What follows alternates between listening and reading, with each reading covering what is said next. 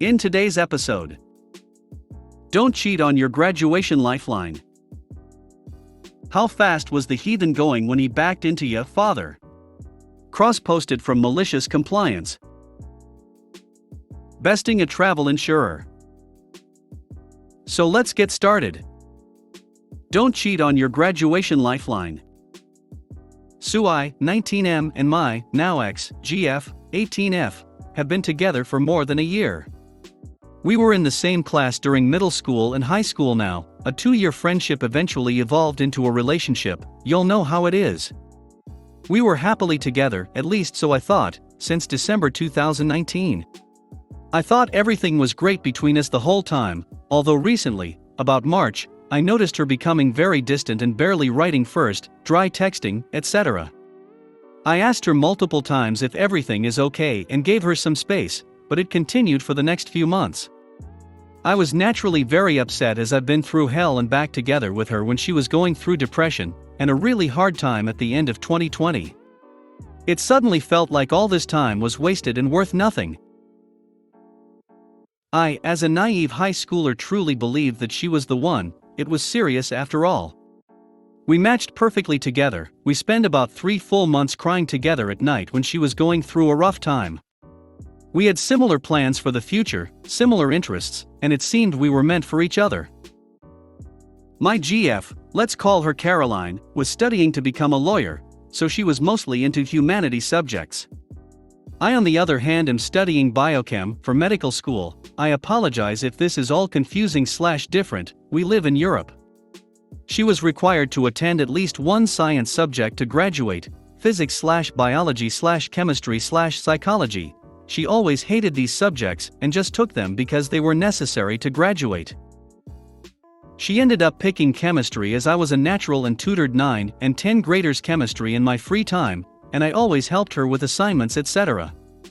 It started as helping her before exams and assignments, so she could get a good pass grade, and after her rough time warped into me writing half of the assignments for her. In February she started to do everything with me again though, we had online the whole time. Anyways, enough backstory. After noticing Caroline started to get distant, and she never properly answered my questions regarding her behavior, I wanted to see how far it would go. For 1 week I didn't invite her/call her/text her first. In a total of 1 week she called me 3 times. Twice to ask me about her assignment, and once telling me how she felt insecure and bad.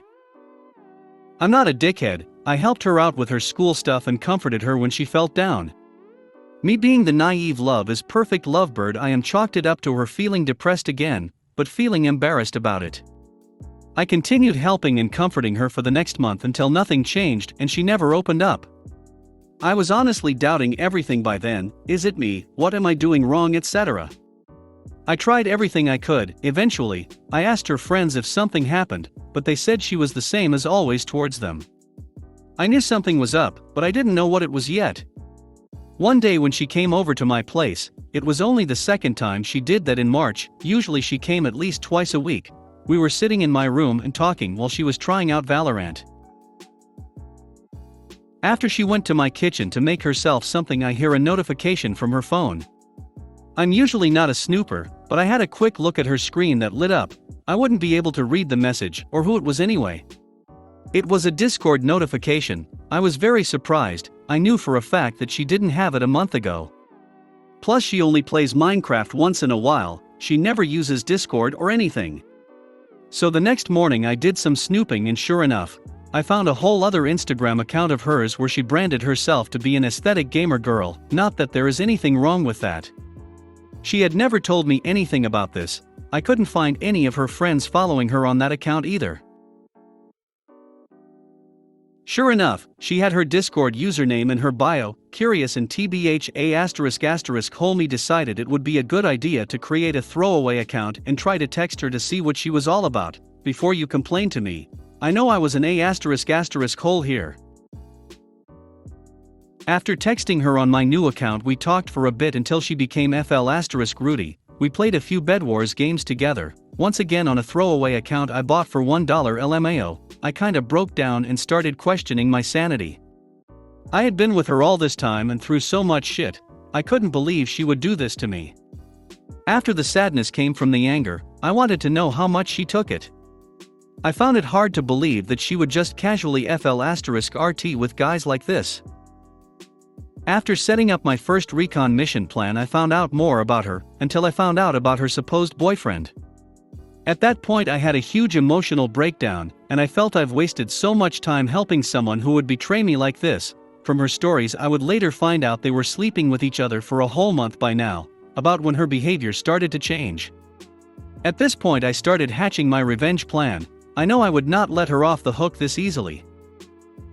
I spent 2 weeks pulling all-nighters making sure I had all my work done till the end of the year, until graduation. I spend all my remaining time creating fake chemistry textbook pages, so I could make my ProRevenge more believable. All of the information was wrong. I knew I had to give her a taste of her own medicine, betray her like she had me. For the remaining 2 months of the school year, I fed her all this fake information, and made sure she got all of her assignments wrong. I knew she wouldn't be able to tell anyone she was copying off me, as our high school had a very strict rule for plagiarism. As much as 3 small cheating attempts on small exams could get you expelled. So after letting the pot stew for those 2 painful, awful months, I let the shit hit the fan. As our teacher had to handle an outrageous amount of classes, she always checked our assignments late, often by 2 or 3 months all at once. I knew I could use this fact to my advantage. After she submitted her final assignments that were worth a huge percentage of our final graduation grade, I told her I knew about her shenanigans had been still ongoing for 3 entire months by now. I told her how she hurt me and how it will come back to haunt her. I made sure of that. She mostly brushed me off and acted as if I were the villain, as I couldn't just leave her, and that she was only friends with that guy. Although I told her something was going to happen, I never told her what it would be. Trust me, she never saw it coming. 1 week later, the end-of-year results rolled around. When we received our final grades, I was over the moon as I passed with flying colors. On the other hand, her not so much. Due to her final assignments and all quarter 4 work equaling to an F, she called me crying and asked for help. She told me she wouldn't be able to graduate if she wouldn't receive at least a passing grade for this year. She told me our teacher gave her a final chance after telling her how disappointed she was. Caroline has 2 more months at school with extra one-on-one online lessons with our Saint teacher. Honestly, props go out to our teacher for giving her another chance. TBH, I felt really bad for her and her situation, knowing very well if she didn't work her ass off in these 2 months, in a subject she hated, she would have to repeat the last year, without someone constantly helping her with her chem. That compassion quickly went away, and I told her I would help her, but only if she apologized and paid me my regular tutoring fees. Caroline went full-on ballistic after that and screamed at me how I could do this to her. I hung up and she called me a few seconds after, apologizing and agreeing to pay me for my help. She now has 2 months of intense memorizing with her ex if she wants to graduate. How fast was the heathen going when he backed into ya, father? Cross-posted from malicious compliance. I'm not sure this strictly could be called ProRevenge. But then, I wasn't sure it could be called malicious compliance, but it was well received and suggested to cross-post it here. If this was a mistake, just let me know and I'll remove it. Also, I'm going to be deliberately vague about places and exact dates for reasons that will be apparent shortly. Any and all dialogue is to the best of my memory and probably sounds a lot cleverer than it really was, but isn't that always how one remembers these things? Background: this was back in the 1990s. I'd recently been medically retired from the military and was attending college in Texas. My wife was working in her chosen field while I did my level best to decide what I wanted to do with the rest of my life. Anyway, one day I left the campus, going around the backside to avoid the traffic. I was heading over to pick my wife up for lunch and ended up sitting behind another car at a stop sign. The car in front of me was a brand new Chevy, one of their little sexy models, the actual trade name escapes me at the moment, in candy apple red, being driven by a fairly new blonde, also a little sexy model, whose name will also slip by unuttered. I sat, an old sailor in an old pickup, just listening to the radio and thinking about lunch, when the Chevy drove into the intersection. And then stopped. I didn't think anything of it, so I hadn't done more than put my hand on the gear shift in preparation of pulling up, when suddenly, with a suitable squeal of tire, the Chevy shot back at me. I slapped the shift into reverse but was too late. The little Chevy smashed into the front of my truck doing around 25 to 30 miles per hour. After a second, I cut my engine, got out of the cab, and walked around to the front of my truck. The good news was that I could see that I wasn't going to have to worry about that loose belt squeal anymore. The bad news is that the front of my little pickup was pretty much totaled. Grill drove back into radiator, water all over the pavement, headlights smashed. I bent down and noted that there seemed to be oil leaking as well. With a sigh of total incomprehension, I walked further up to the passenger door of the little red Chevy and its blonde driver. I was pissed, but not enraged. I guess I was still trying to figure out exactly what had happened and why she'd ended up stopping in mid-turn and put it in reverse like that. I looked through the tinted window, and she was on the phone, talking agitatedly to someone. With all the cell phone silliness I'd seen since leaving the military, seeing her yapping on one really didn't surprise me. Although, had I thought about it, I should have wondered who exactly she was calling. Instead, I tapped on the window, and she turned a bland face to me. Then screamed into the phone, loud enough to penetrate the glass, "Oh my GAWD, he's got a tire iron." Naturally, I spun around and looked behind me. Then the nickel dropped. I turned in a slow circle and noted that there were no businesses, houses, or apartments in view, nor was anyone on the sidewalks or walking down the roads. For that matter, the only traffic was several blocks away in any direction. Her little car was sitting at the stop sign, almost exactly where it had been when I pulled in behind her. I stepped back and looked at our vehicles. Yup, it looked for all the world as if I'd rear-ended her. Damn. The little B*TCH had set me up. I quickly walked back to my truck, thinking as fast as I could. Any minute now, a police car was going to show up, called by the little blonde, expecting to find a crazed man with a tire iron. And I dearly needed to not be that man. I pulled my tire iron out from behind my seat and threw it as far as I could into the nearby field, then jumped into my truck. I was a slim chance, but it was the only hope I had. I made sure the truck was in reverse, then belted myself in, slammed my face into the steering wheel, opened my door, and heard sirens not too far away, and half slumped out the open door at an uncomfortable angle. I went limp just as the police car screeched to a halt. I ignored the policeman screaming at me to get out of the truck, trusting that my limp body would not move him to open fire. He finally edged his way over, noticed the bloody nose, tugged at an eyelid. I made sure my eye was well rolled up, and let me drop back into position. I stayed limp while he checked on the blonde, who was near hysterical with fright over the lunatic with the tire iron. Until she saw me, that is. I'd hoped that her rearview mirror was as off as it looked, or that she'd be too involved with concocting her own story to notice what I was doing. At seeing my body hanging limply below the driver's door of my truck, she stammered to a halt. A second set of sirens had been getting closer, and the policeman told the now silent blonde to stay in her car. A few seconds later, someone cut me out of my seatbelt and laid me on the ground. A competent set of hands checked my vitals, and, within a few seconds, a harsh and demanding smell flooded my clotting nose. I fought it for a few seconds, and made a pretty good display of a man coming around after having been knocked out. I immediately made to throw myself to the side. And stopped, half being restrained and half staring wildly around to see what had happened. The medic sat back when I sat up, looked at the front end of my truck, and moaned, "What the F***ck did that idiot do to my truck?" He told me to lie back down and started asking me professional questions about where I hurt and could I feel my toes and all that crap. Every few seconds, I'd look back at the wreck and mutter about the idiot backing up like that, and what the hell had he been smoking? Little bits of angry stuff. The policeman, having gotten the blonde's statement, walked over and asked me if I felt up to talking. I said I felt fine, just a little sore. The medic okayed it and helped me to my feet. I gave the officer my license and proof of insurance and included my retired military ID card, then sat on my front seat and, as if I just noticed it, asked what had happened to my seat belt. He explained that I had to be cut out of it, and I shrugged. Just another item for his insurance company to pay for, I guess.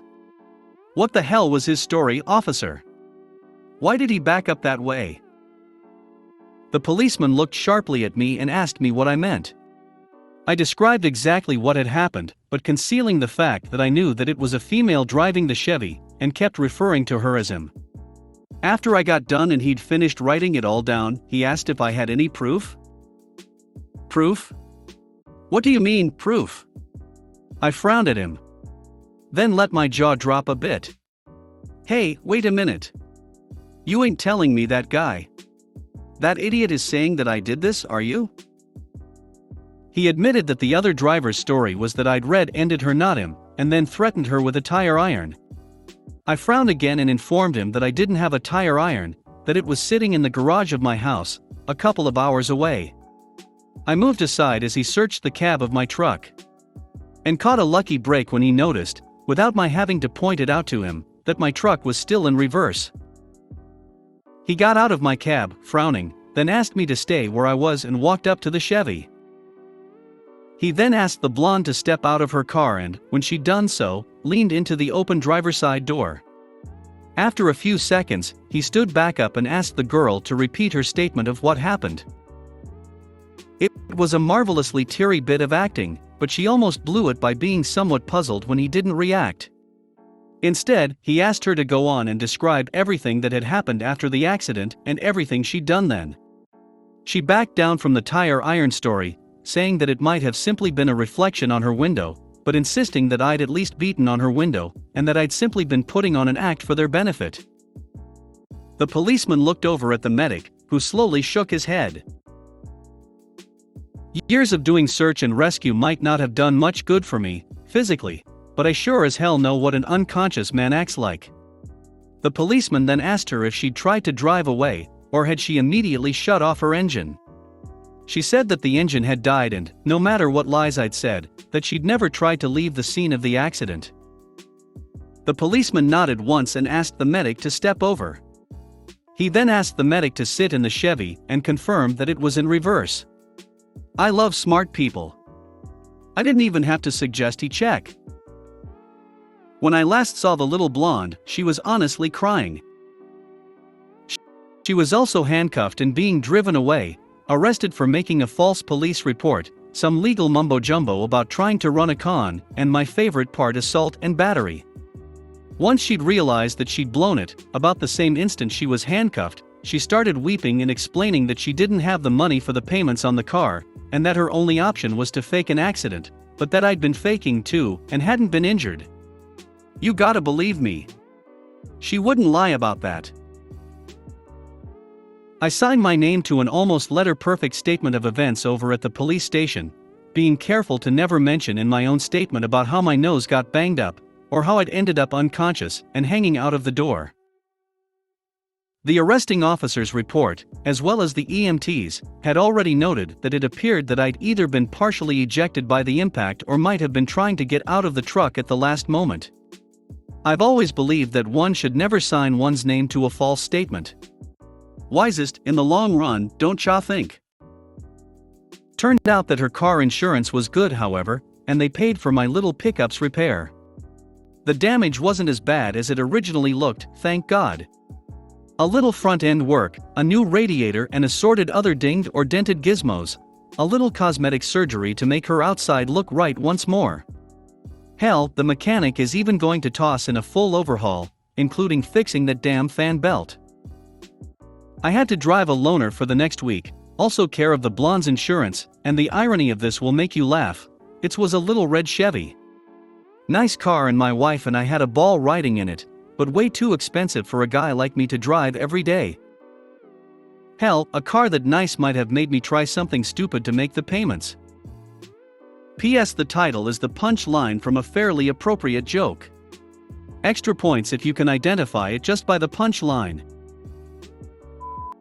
Besting a travel insurer. In 2013, my dad passed away while my brother and I were on our own independent international adventures.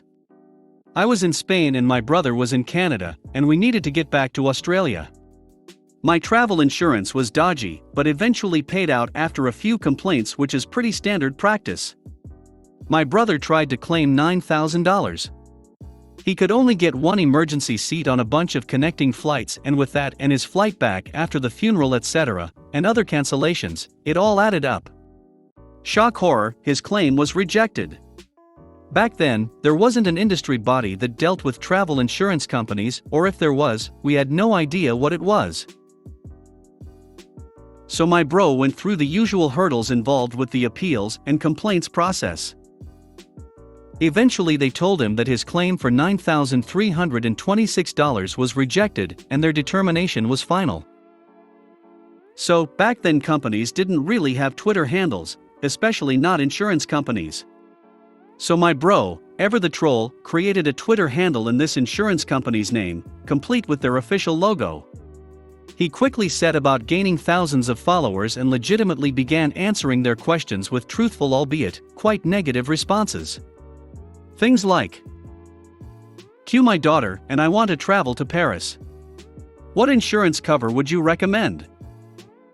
We would recommend you take the premium for our comprehensive cover and burn it.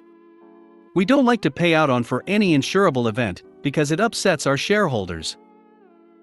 Have fun in Paris. Etc. etc.